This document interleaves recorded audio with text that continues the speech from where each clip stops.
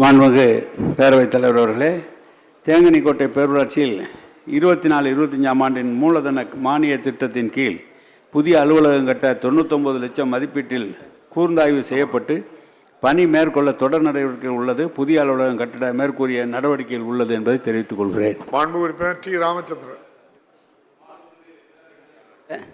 என்னுடைய தளி தொகுதியில் தேன்கனிக்கோட்டை பேரூராட்சி அலுவலகம் என்பது பழமையான கட்டிடத்தில் இயங்கி வருகிறது. மேல்கூரை மற்றும் சுற்றுச்சுவர்கள் பழுதாகி மழை காலத்திலே மழை நீர் ஒழுகுகிறது.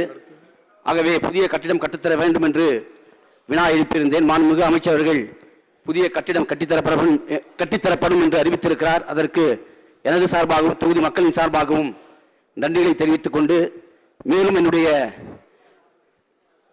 தேன்கனிக்கோட்டை பேரூராட்சி என்பது 18 வார்டுகளை உள்ளடங்கி 33,500 மக்கள் தொகை கொண்ட வளர்ந்து வருகின்ற ஒரு பெரிய பேரூராட்சி.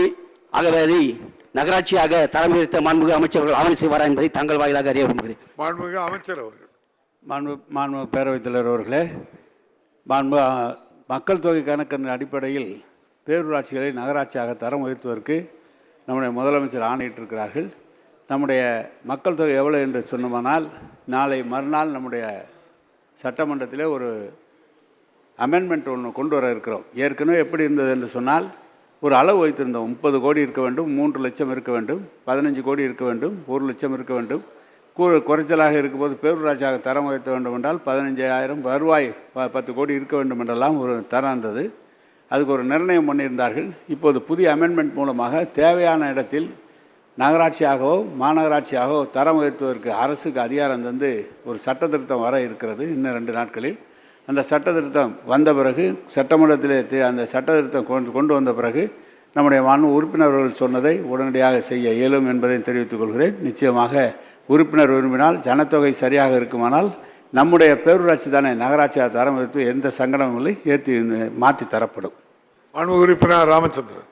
மாண்புமிகு பேரவைத் தலைவர்களே, சட்ட திருத்தம் வந்த பிறகு நகராட்சியாக தரம் உயர்த்தப்படும் என்று மாண்புமிகு அமைச்சர்கள் அறிவித்திருக்கிறார். அதே போல அந்த பேரூராட்சியில் பொதுமக்கள் நடைபயிற்சி மேற்கொள்ள பூங்காவோ எதுவுமே இல்லை. தேவராஜன் ஏரி இருக்கிறது 35 ஏக்கர் பரப்பளவில். அந்த தேவராஜன் ஏரியில் பூங்கா அமைத்து பொதுமக்கள் நடைபயிற்சி மேற்கொள்ள நடைபயிற்சி பாதை அமைத்தர மாண்புமிகு அமைச்சர்கள் ஆவணம் செய்வாரா என்பதை தாங்கள் வாயிலாக அறிய விரும்புகிறேன். மாண்புமிகு பேரவைத் தலைவர் அவர்களே, நேற்று தான் நம்முடைய நீர்வளத்துறை அமைச்சர் அவர்கள் பாசனமற்ற ஏரிகளை பராமரிப்பதற்கு மட்டும் உள்ள அனுமதியை தருகிறேன் என்று சட்டமன்றத்தில் அறிவித்திருக்கிறார்.